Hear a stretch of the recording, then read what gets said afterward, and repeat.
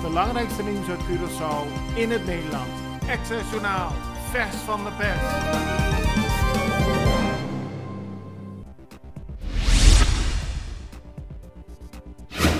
Veel mensen die in de afgelopen periode voedselhulp hebben gekregen van het Rode Kruis op Curaçao zijn bezorgd. Ze hebben contact opgenomen met de Extra om te klagen over de huidige situatie. Zoals bekend heeft het ministerie van Sociale Ontwikkeling, Arbeid en Welzijn de voedselhulp overgenomen, maar die hanteren andere regels. En dat betekent dat sommige mensen geen hulp meer krijgen. De bellers naar de Extra hebben geklaagd over de huidige situatie en zeggen dat er iets moet veranderen. Werknemers in de gevangenis SDKK zijn het niet eens met het huidige beleid van de directie. Ze hebben druk uitgeoefend op de nieuwe regering om daar iets aan te veranderen. Het gaat de werknemers vooral om het crisisteam en de manier waarop deze opereert. Volgens de boze werknemers moeten er mensen weg en moet er meer geluisterd worden naar de werknemers zelf.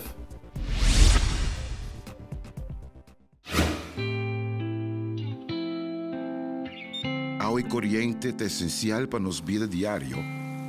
E pensei em Aqualectra, ta honra de por servir e de contribuir no bem-estar duradouro de nossa comunidade. Nós que chamamos danke para cumprir carga sempre conosco. E que outra maneira para mostrar nossa gratitude, oferecendo uma compensação.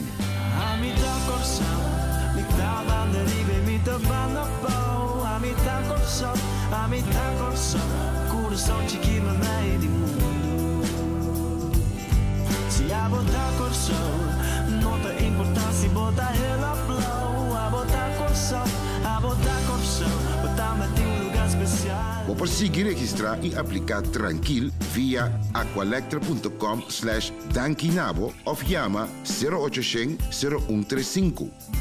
Muito nos te contribui na melhor corção. In de Nederlandse media, maar ook op Curaçao en Aruba, is veel aandacht voor de aanslag op Peter R. de Vries. De Nederlandse misdaadjournalist werd 2 dagen geleden op straat in Amsterdam neergeschoten en ligt momenteel in het ziekenhuis in kritieke toestand. Volgens de media is de hoofdverdachte Delano G., een in Nederland geboren rapper met Arubaanse roots. De op Curaçao geboren Gerald Palm is opgepakt in Brazilië. Dat meldt de Extra vandaag. Hij werd gezocht door Interpol en is in Nederland eerder veroordeeld.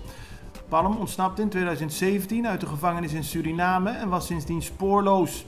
De Nederlandse justitie ziet Palm als een trouwe handlanger van Ridouan Taghi. Volgens media zit Taghi ook achter de aanslag op de Nederlandse journalist Peter R. de Vries.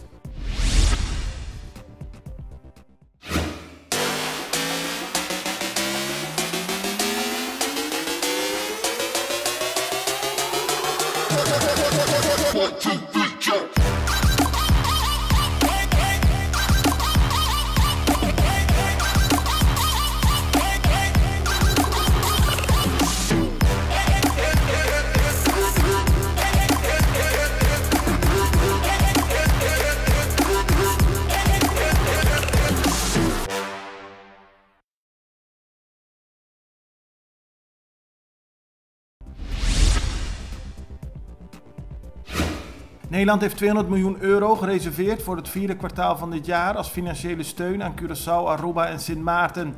Er wordt nog onderhandeld over de voorwaarden voor deze 7e zogenaamde tranche. Maar het geld staat op de rekening, zo hebben minister Ollongren van Binnenlandse Zaken en staatssecretaris Knops aan de Tweede Kamer laten weten. Als het geld wordt gegeven is het via een verdeling van ruim 82 miljoen aan Curaçao, 88 aan Aruba en 23 aan Sint Maarten. De MFK heeft nog geen besluit genomen over een nieuwe kandidaat voor de positie van minister van Justitie. Dat heeft voorzitter van de MFK, Citré van Heijdorn, tegen de Extra gezegd. Zoals bekend was eerst Eduard Braam kandidaat voor het ministerschap, maar hij trok zich terug. Op dit moment is minister-president Pik Pisas tevens minister van Justitie. 2 weken na de parlementsverkiezingen zijn op Aruba 20 nieuwe parlementariërs vandaag beëdigd. De 21ste is Benny Sevinger. Hij zit in voorarrest. De oud-parlementariër en oud-minister is wel verkozen in het parlement, maar hij kan pas beëdigd worden als hij uit de gevangenis komt. Zo maakte gouverneur Boekhout gisteren bekend. Het belangrijkste nieuws uit Curaçao in het Nederlands. Access Journaal, vers van de pers.